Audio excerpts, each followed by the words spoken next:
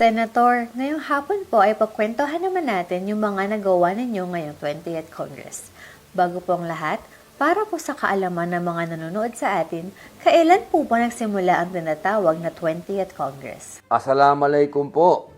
Ang ika-20 kongreso po ay nagsimula noong 12 o'clock ng tanghali ng June 30, 2025. At ito po ay magtatapos sa alas 12 rin ng tanghali ng June 30, 2028. Ang isang Congress po ay binubuo ng 3 regular sessions sa loob ng 3 taon. Halos 6 na buwan pa lang po pala ang tinatahak ng 20th Congress. Mahaba-haba pa po pala ito. Ngayon pong 20th Congress, ilan na po ang naihain ninyong mga batas at resolusyon? Meron na po ang kabuuang 71 na panukalang batas at resolusyon ang naihain ko po ngayong ika-20 kongreso. Yan po ay sa kasalukuyan ngayon ha. Marami pa po tayong mga panukala na pinag-aaralan pa ng ating tanggapan at sa takdang panahon ay ihahain din po natin yan para matalakay sa plenaryo. Bukod sa mga panukalang aking iniakda, nag-co-author at nag-co-sponsor din po tayo sa 21 bills and resolutions na pinaniwalaan po nating makabuluhan at makakatulong sa bayan. Nagpapakita ito ng aking aktibong pakikipagtulungan sa kapwa ko mambabatas upang maisulong ang mga reformang may malawak na benepisyo sa mamamayan. Maaari niyo po bang ibahagi sa amin ang status o kung nasaan na mga panukalang inyong inihain? Sa 71 panukalang batas at resolusyong aking inihain, isang panukalang batas na ang nakapasa sa ikatlong pagbasa, ang Senate Bill number 604 na ukol sa pagkakaroon ng isang balik Islam na commissioner sa National Commission for Muslim Filipinos.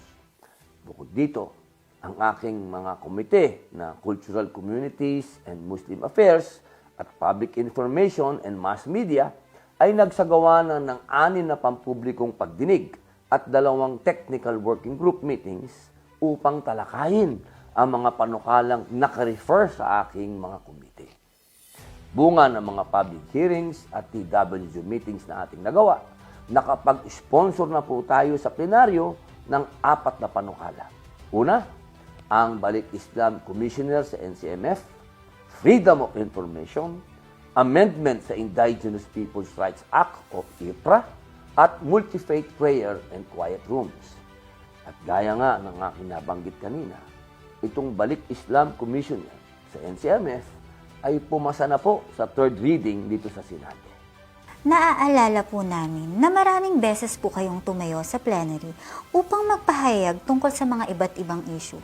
Maaalala niyo po ba kung nakailang talumpati na po kayo? Bilang pagsuporta sa mga ibang panukalang batas at resolusyon ng aking mga kasamang mambabatas, ako ay naghayag ng 12 co-sponsorship speeches at 22 manifestasyon. Dapat lamang kung nakikita natin karapat-dapat sigundahan at suportahan ang mga isinusulong ng ating mga kasamahan, ay ipakita at ipadama natin ang ating suporta upang mas magkaroon ng traksyon ang mga panukala.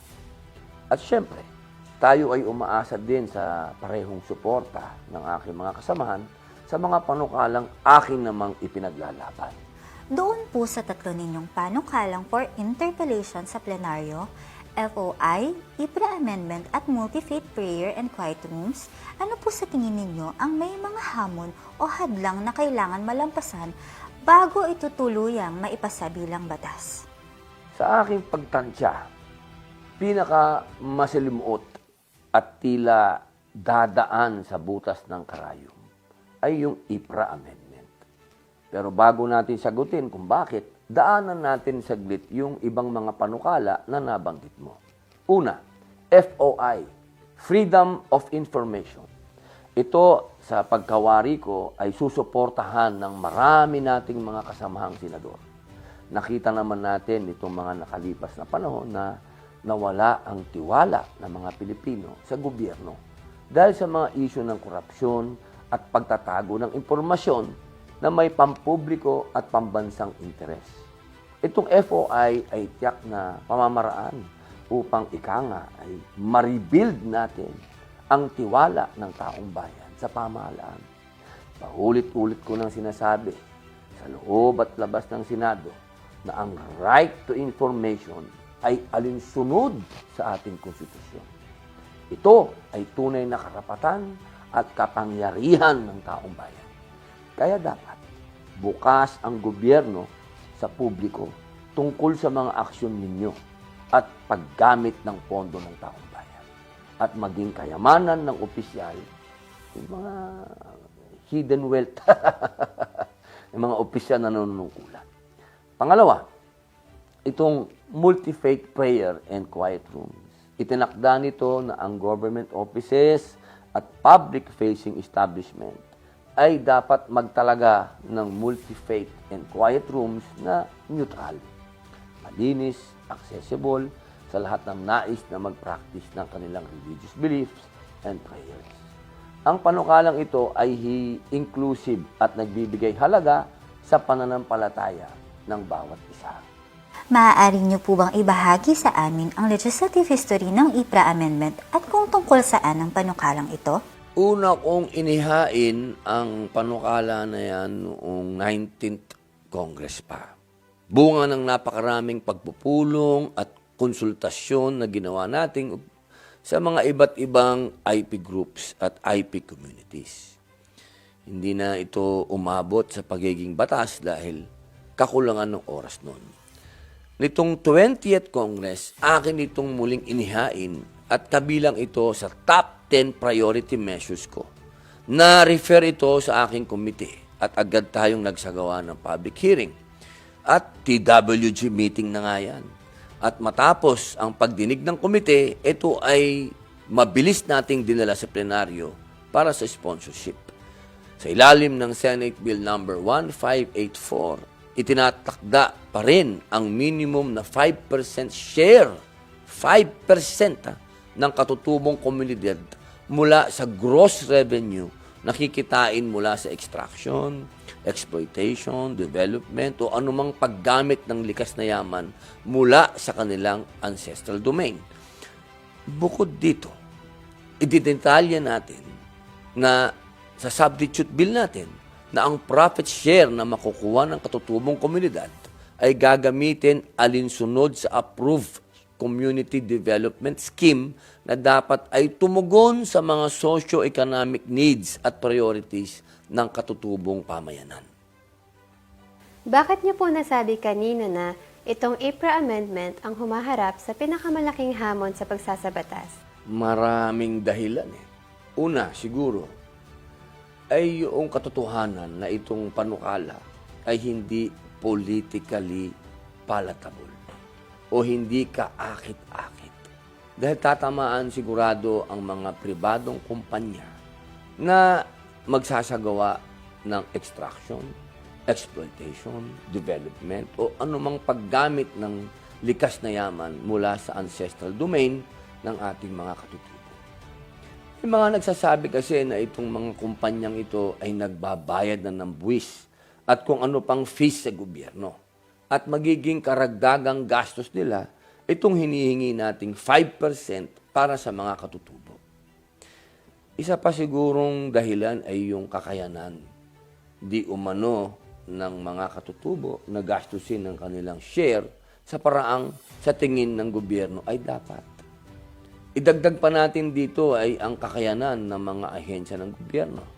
Partikular na ang NCIP na pamahalaan ang mga programa, proyekto at aktibidad para sa mga katutubo.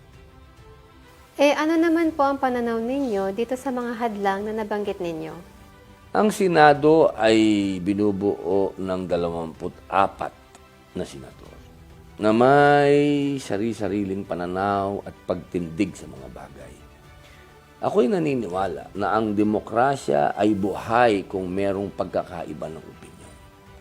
Bagamat aking iginagalang ang posisyon ng ibang stakeholders ng panukala, ako ay palaging titindig para sa mga minority groups sa bansa. Simple lang ang posisyon ko. dito sa IPRA amendment na aking panukala. Ibigay natin sa mga katutubong tunay na may-ari ng kanilang ninunong lupain ang para sa kanila.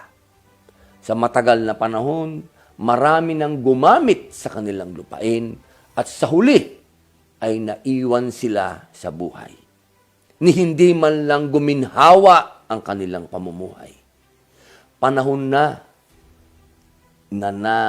baguhin natin at bigyan asenso ang dignidad ng ating mga katutubo. Dapat ding igalang natin yung pasya ng mga katutubo kung saan nila nais gastusin ang anumang share na para sa kanila. Bakit natin hahadlangan kung ano ang gusto nilang paglaanan ng kanilang kita? Naniniwala ako na ang legislative process ay isa ding art of negotiation. Ako ang negosyator ng mga katutubo.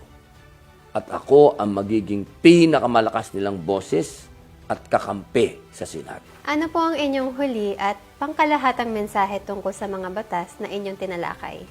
Siyempre, hinihikayat ko ang aking mga kasamahan at kapwa senador na pakinggan at pagdibatihan ang mga panukalang batas na ito upang ang layunin ay mapakinggan at maisulong natin ang kapakanan ng sambayan ng Pilipino.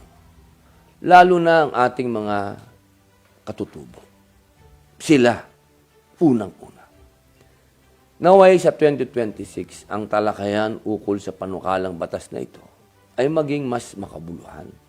As, siyempre, nakatuon sa pagtupad ng ating pangako sa mga Pilipino na gumawa ng mga batas na naglalayong paunlarin ang lahat ng sektor sa Pilipinas dito sa ating lipunan. Ipakita natin na tayo ay mga tunay na tagapagsulong ng kapakanan ng mga nakaligtaang sektor sa lipunan. Panahon na. Ipaglaban natin ang mas makatarungang profit share para sa ating mga katutubong pamayanan.